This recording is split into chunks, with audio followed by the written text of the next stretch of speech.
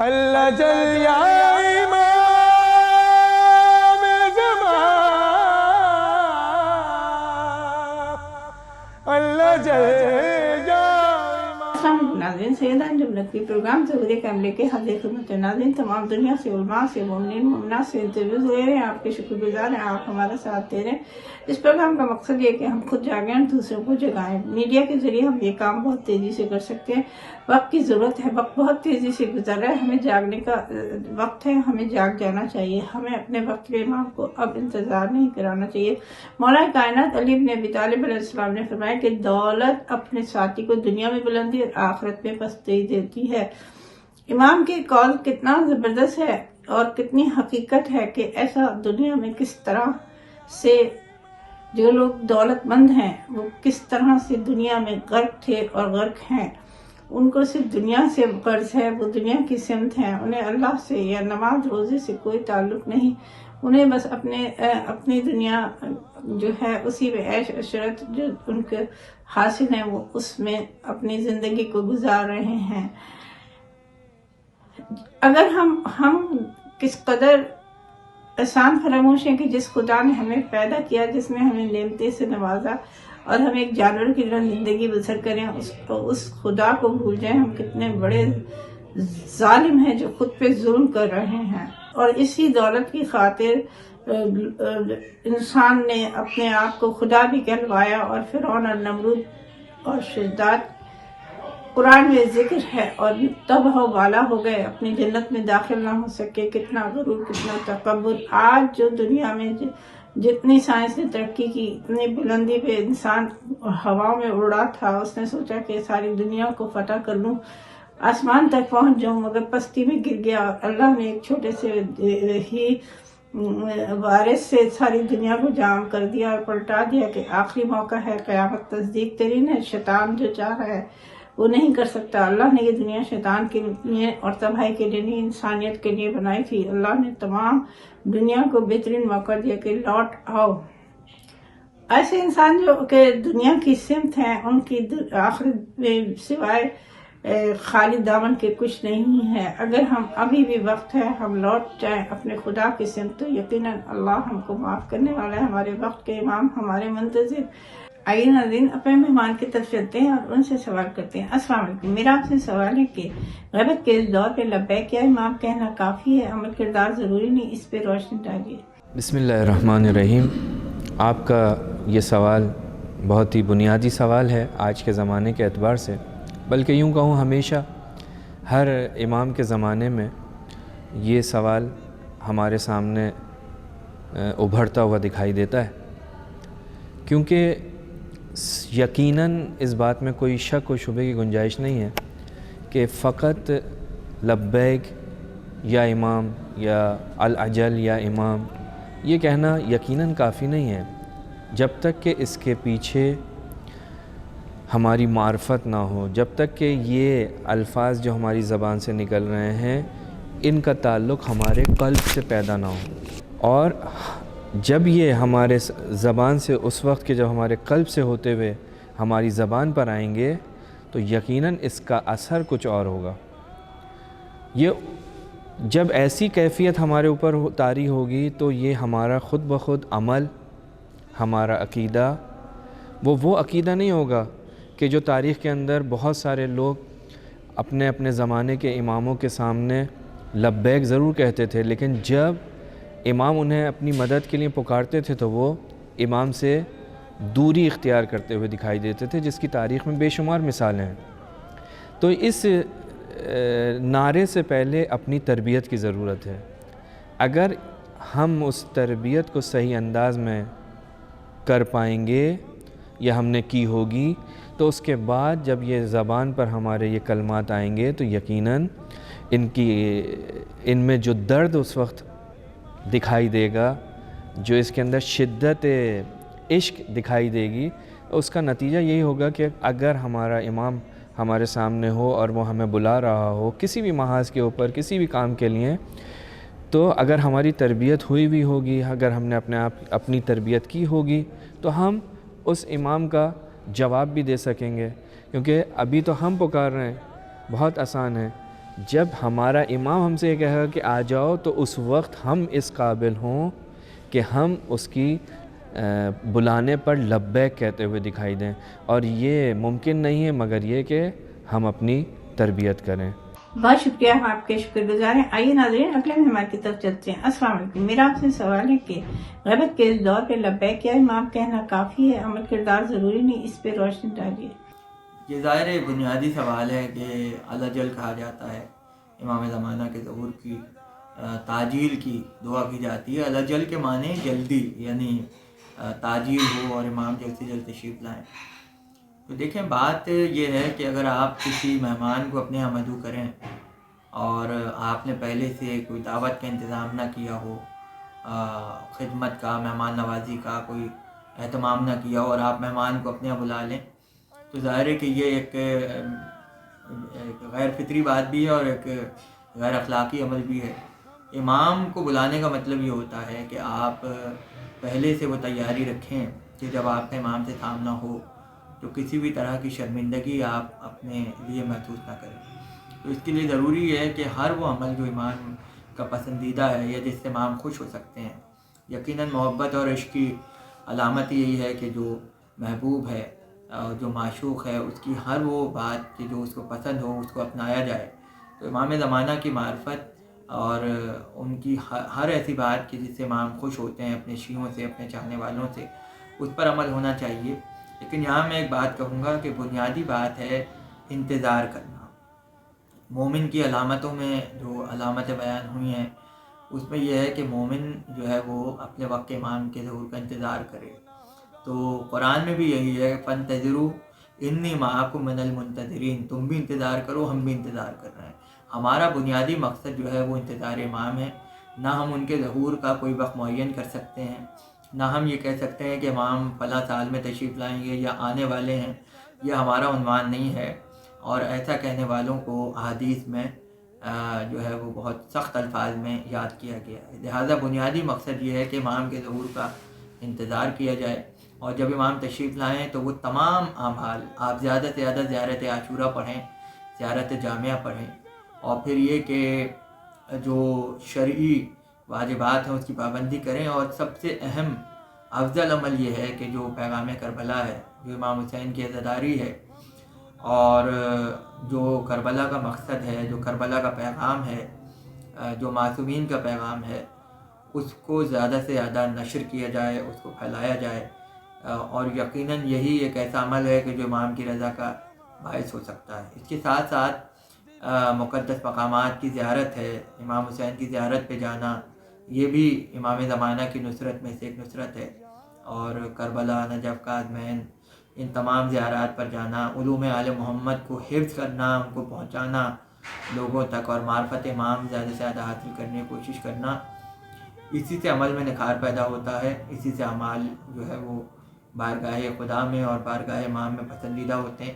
تو الجل کہنے سے پہلے اپنے گریبانوں میں جھانکا جائے اور اس بات کو محسوس کیا جائے کہ کوئی عمل بھی ایسا نہ ہو کہ جو امام کی ناراضگی کا باعث ہو جائے۔ ہم آپ کے شکر گزار ہیں، آپ نے تبصرہ کیا۔ آئیے ناظرین اگلے مہمان کی طرف چلتے ہیں اور ان سے سوال کرتے ہیں۔ السلام علیکم، میرا آپ سے سوال ہے کہ غیبت کے دور میں کیا ہم اپنی نسلوں کو ظہور کے لیے تیار کر رہے ہیں یا غافل ہیں؟ اس پہ روشنی ڈالیے۔ ڈاکٹر مہرین فاطمہ ہوں، میں ڈینٹسٹ ہوں۔ ظہور امام کے لیے دیکھا جائے تو ایز اے خواتین، مطلب خاتون کے، ہم لوگ واقعی کچھ اس پہ کام نہیں کر رہے ہیں کہ ہم کو اپنے بچوں کی تربیت اور اپنے گھر کے معاملات اور ہمیں جو ہماری فرائض ہیں ہمیں کس طرح سے اس کو انجام دیں کہ وہ اس کا جو ہے رابطہ امام سے ہو سکے۔ تو ہم خواتین کو خاص طور سے امام کی تیاری کے لیے اپنے گھر سے یہ کام شروع کرنا پڑے گا، اپنے بچوں سے، اپنی نسلوں سے، ان کی تربیت سے۔ تو یہ ہم نے اس طرح سے ان کا امام کا جو ہے وہ انتظار بھی کرنا ہے اور ان کے لیے تیار بھی کرنا ہے۔ دیکھیں، ہم اپنی جو نئی نسل ہے، میں سمجھتی ہوں وہ زیادہ ان کو چیلنجز ہیں، اور میرے خیال سے ہر نئی نسل کو اپنے زمانے کے حساب سے چیلنجز ہوتے ہیں، اور اس میں ہمیں ان کو بچانا نہیں ہوگا، ہمیں ان کو تیرنا سکھانا ہوگا کہ ہم جو آج کل کے حالات ہیں، ماحول ہیں، ہم اپنے بچوں کا اس اخلاق اور کردار اور ان کی گائیڈنس اس حساب سے کریں کہ وہ اس ماحول میں اپنے آپ کو ایک روشن ستارے کی طرح جو ہے وہ چمکائیں، اس اندھیرے کو دور کریں۔ تو ہمیں اس کے اوپر پھر میں وہی کہوں گی کہ اولاد کی تربیت اور ان کی جو بیسکس ہیں اس پہ ورکنگ کرنا پڑے گی، اور اس کا سب سے بہترین طریقہ یہ ہوتا ہے محبت اور اخلاق سے پہلے ظاہر ہے یہ سب اسی سے اسٹارٹ ہوتا ہے۔ تو میرا تو یہی خیال ہے کہ اس کو ہم نے اپنے گھر سے اسٹارٹ کرنا چاہیے۔ یہ جو طاغوت ہے اور شیطانی ماحول ہے، اس میں بہت چیلنجز ہیں، اور قدم قدم پہ ماؤں کو خاص طور سے اپنی اولاد کے لیے جو ہے وہ بہت گائیڈنس کرنی پڑتی ہے، ان کی روحانی اور ان کی جسمانی اور ان کی ضروریات کو رکھتے ہوئے ان کو اس ماحول میں کمپیٹیبل بنانا پڑتا ہے۔ تو ہمیں کمپیٹیبلٹی فیکٹر پہ فرق کرنا پڑے گا۔ بہت شکریہ، ہم آپ کے شکر گزار ہیں۔ آئیے ناظرین بریک لیتے ہیں، انتظار فرمائیے۔ یا امام زمان اللہ جل یا امام زمان۔ خوش آمدید ناظرین، بریک کے بعد واپس آ چکے ہیں۔ اپنے مہمان کی طرف چلتے ہیں اور ان سے سوال کرتے ہیں۔ السلام علیکم، میرا آپ سے سوال ہے کہ دنیا نے کروٹ لی، ظہور قریب تر ہے، ہم تیار ہیں یا غافل ہیں؟ اس پہ روشنی ڈالیے۔ زمانے کے امام سے دوری یہ خود ایک بہت طویل موضوع ہے، اور یقیناً اصل چیز یقین ہے۔ جتنا زیادہ انسان کا اپنے خدا پر یا اپنے امام پر یقین بڑھتا چلا جاتا ہے، اتنا ہی زیادہ اس کی خواہشات کم ہوتی چلی جاتی ہیں۔ مسئلہ یہ کہ ہم اس بات کے قائل تو ہیں کہ ہمارا خدا ہمیں ہر جگہ دیکھ رہا ہے، لیکن ہم اس کو مانتے تو ہیں، لیکن پریکٹیکلی جب ہم اس میں آتے ہیں، مثلا فرض کریں رشوت لینے والا جب رشوت لے رہا ہے تو وہ دل سے یہ مانتا ہے کہ میرا خدا مجھے دیکھ رہا ہے، لیکن کہیں نہ کہیں اس کے ایمان میں کوئی نہ کوئی کمی موجود ہے جس کی وجہ سے وہ رشوت لے رہا ہے۔ مثلا اگر وہ 100% اس بات کو مانے کہ میرا خدا مجھے دیکھ رہا ہے، تو اس کا معنی یہ ہے کہ ایک شخص آپ کو دیکھ رہا ہے اور اس کے سامنے آپ گناہ کر رہے ہیں، تو اس کا معنی یہ ہے کہ آپ اس گناہ سے بچیں گے۔ یہی چیز ہمارے ساتھ ہے کہ ہم یہ تسلیم تو کرتے ہیں کہ ہمارے زمانے کے امام ہیں، حاضر و ناظر ہیں، لیکن مسئلہ یہ ہے کہ جب ہم کوئی حرام کام کرتے ہیں یا ہم کوئی گناہ کرتے ہیں تو ہمارے یقین میں کمی ہوتی ہے کہ ہمارے زمانے کے امام ہمیں دیکھ رہے ہیں، اسی لیے ہم گناہ کی جانب متوجہ ہوتے ہیں، یا پھر ایسے کاموں کی جانب متوجہ ہوتے ہیں کہ جو اخلاقی طور پر جائز نہیں ہوتی۔ اگر ہم اپنے زمانے کے امام کو یقیناً عمل سے حاضر و ناظر سمجھیں، ہماری کمی یہ ہے امام کے حاضر و ناظر نہ سمجھنے کی کہ ہم زبان سے تو اقرار کرتے ہیں، جس کے لیے خود امیر المومنین نہج البلاغہ میں ارشاد فرما رہے ہیں کہ الایمان معرفۃ بالقلب و اقرار باللسان و عمل بالارکان، کہ ایمان کیا ہے۔ کسی نے مولا سے سوال کیا کہ ایمان کیا ہے؟ ایمان کا معنی ہے کہ دل و دماغ کے ذریعے سے سمجھنا، پھر زبان کے ذریعے سے اس کا اقرار کرنا، اور پھر عمل کے ذریعے سے اس کا اظہار کرنا۔ یہ تینوں چیزیں جب ملتی ہیں تو انسان مومن بنتا ہے، کہ ایک انسان خدا کو مانتا ہے دل و دماغ کے ذریعے سے کہ کوئی خدا ہے، پھر وہ زبان سے اقرار کرتا ہے لا الہ الا اللہ، اور پھر وہ اعمال سے اظہار کرتا ہے، مثلا اس خدا کی نماز پڑھتا ہے، اس کی عبادت کرتا ہے۔ تو اس کا مطلب یہ جب تینوں چیزیں موجود ہوتی ہیں تو اس کا مطلب یہ ہے کہ تینوں چیزیں موجود ہیں تو وہ حقیقی مومن ہے۔ یہی مسئلہ زمانے کے امام کے ساتھ ہے۔ اگر ہم یہ دل و دماغ کے ذریعے سے یقین رکھتے ہیں کہ ہمارے زمانے کے امام ہیں، اور پھر ہم اس کا اظہار کرتے ہیں، اور اظہار کے لیے یہ دعا جو ہم ہر وقت مانگتے ہیں اللہم اجل لولیک الفرج، اس کا معنی ہے کہ ہم زمانے کے امام کو بلاتے ہیں، خدا سے دعا کرتے ہیں کہ ان کے ظہور میں تعجیل فرما، تو اس کا معنی یہ ہے کہ ہم زبان سے بھی اقرار کرتے ہیں۔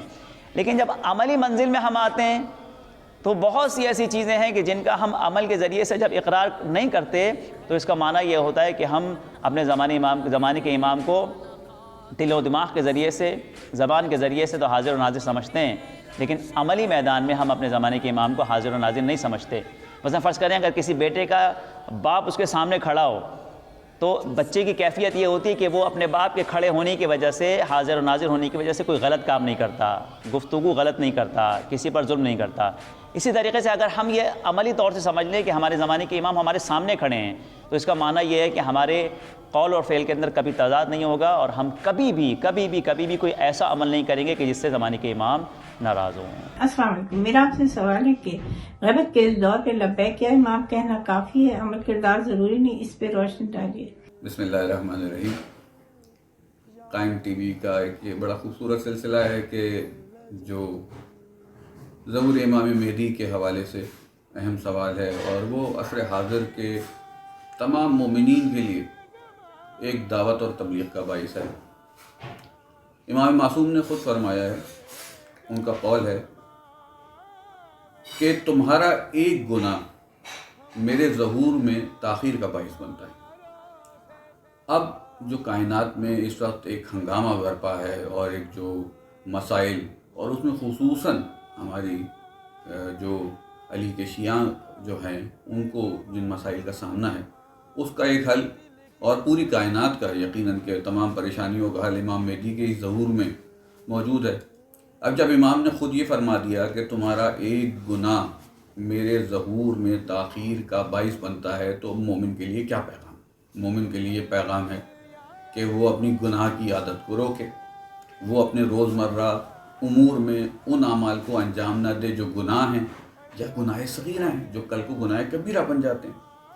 آپ کا گناہ کبیرہ اور گناہ صغیرہ سے پرہیز کرنا، کیونکہ آپ کا روز، آپ کا نامہ اعمال آپ کے عصر حاضر کے امام کی خدمت میں پیش کیا جاتا ہے۔ جب وہ صاف اور شفاف نامہ اعمال جائے گا تو ایک روز وہ آئے گا کہ امام یہ فیصلہ کریں گے کہ اب میرے مومنین کی تعداد، جو کہ روایات سے بہت ہی ایک مختصر نمبر، یعنی اعداد کے اعتبار سے 313 کا عدد بنتا ہے، کہ وہ تعداد میں کامل اور اکمل مومن موجود ہوں گے تو امام ظہور فرمائیں گے، اور امام کا ظہور ہوگا تو یہ دنیا جس تلاطم سے گزر رہی ہے، جس فریب کاری سے گزر رہی ہے، جس اس وقت کیفیت سے گزر رہی ہے، تکلیف دہ کیفیت سے گزر رہی ہے، اور جس ظلم سے بھری ہے، تو امام مہدی کا ظہور اس کو برابر کر کے، اللہ کے نظام کو قائم کر کے، عدل کا نظام اس دنیا پہ قائم کریں گے، اور ان کا نظام